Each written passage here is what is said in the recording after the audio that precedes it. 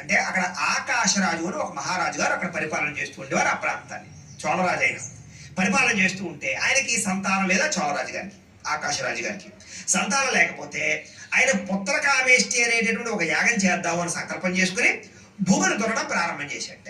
ఆ భూమిని దున్నుతూ ఉంటే ఆ దున్నేటటువంటి నాగలి చాలులో ఒక పెట్టి, బంగారు పెట్టి కనపడింది. అది పద్మాకారంలో ఉందిట. ఎప్పుడైతే ఆ పెట్టి కనపడిందో ఆ పెట్టి తెరిచి చూసేసరికి అందులో ఒక బాలిక, ఒక అమ్మాయి, సాక్షాత్తు లక్ష్మీ అమ్మవారే వైకుంఠం నుంచి ఆ పెట్టిలోకి వచ్చింది అనమాట భూమి మీదకి. ఎప్పుడైతే ఆ రంగా వచ్చిందో వెంటనే ఆ పిల్లని తీసుకుని, ఆహా అమ్మవారే, ఆ భగవంతుడే నాకు ఈ యొక్క వరాన్ని ఇచ్చాడు అని చెప్పి ఆనందించి ఆ పిల్లని అల్లారు ముద్దుగా పెంచుకుని ఆ యొక్క పాపకి పద్మావతి అనేటటువంటి పేరు పెట్టి అల్లారు ముద్దుగా పెంచుకుంటూ ఉన్నట్ట.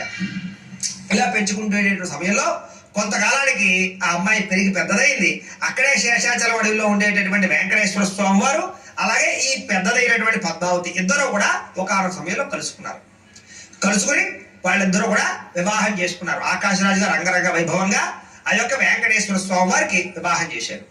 వివాహం చేసిన తర్వాత కొంతకాలానికి ఆ యొక్క ఆకాశరాజు గారు మరణించిన తర్వాత ఆకాశరాజు గారు యొక్క తమ్ముడైనటువంటి తొండమాన్ అనేటటువంటి ఒక చక్రవర్తి, ఆ చక్రవర్తి గారు ఈ యొక్క స్వామి వారికి పరమ భక్తుడు, వెంకటేశ్వర స్వామి వారికి. అంచేత ఆయన్ని సేవిస్తూ కొలుస్తూ పూజిస్తూ ఆయన్ని ఒక వరం కోరుకున్నాడు. ఏమిటంటే, అయ్యా నువ్వు ఈ కొండలోనే ఇక్కడే నువ్వు నివసించుగాక అని చెప్పేసి ఇక్కడే ఉండిపోమని ప్రార్థన చేసేసరికి స్వామివారు, అమ్మవారు అంటే పద్మావతి అమ్మవారు అలాగే వెంకటేశ్వర స్వామి వారు లక్ష్మీ సమేతుడే అక్కడే సాలగ్రామ శిల రూపంలో వెంకటాచలంలో అంటే వెంకటేశ్వర స్వామి వారి యొక్క కొండ మీద ఆ యొక్క సాలగ్రామ శిలామూర్తిగా ఆ యొక్క శిల రూపంలో అవతార స్వీకారం చేసేట.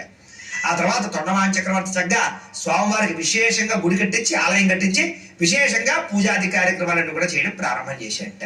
ఈ రకంగా వెంకటేశ్వర స్వామి వారు భూలోకానికి వచ్చాడు. సరే, ఇలా భూలోకానికి వచ్చిన తర్వాత కొంతకాలానికి శనీశ్వరుడు వెంకటేశ్వర స్వామి వారి గురించి విపరీతంగా తపస్సు చేసేట. తపస్సు చేసిన తర్వాత వెంకటేశ్వర స్వామి వారు ప్రత్యక్షమై ఏవయ్యా ఎందుకోసం తపస్సు చేసావు, ఏమిటి నీ కోరిక అని అడిగారు. అడిగితే, ఏవయ్యా నేను గ్రహాల్లోకెల్లా ఉత్తమమైనటువంటి గ్రహాన్ని, శనీశ్వరుడిని, నిజంగా మనుషులకి సమస్త కోరికలు తీర్చేవాడిని నేనే, కానీ కొంచెం ఇబ్బంది పెడుతూ ఉంటాను. కానీ ప్రజలందరూ కూడా నన్ను నీచుడని, అల్పుడని, లేకపోతే శూద్ర వర్ణం అని, లేకపోతే నేనేదో ఇబ్బంది పెడతాను అని, ఆరోగ్యాన్ని పాడు చేస్తానని, అపమృత్యు దోషాన్ని కలగజేస్తాను అని నా మీద నిందలు వేస్తున్నారు. నన్ను చూసి అందరూ అవహేళన చేస్తున్నారు. నన్ను ఎవరూ పూజించడం లేదు. గ్రహాలన్నిటికీ కూడా విశేషమైనటువంటి విలువ ఉంది, కానీ నాకు విలువ లేదు.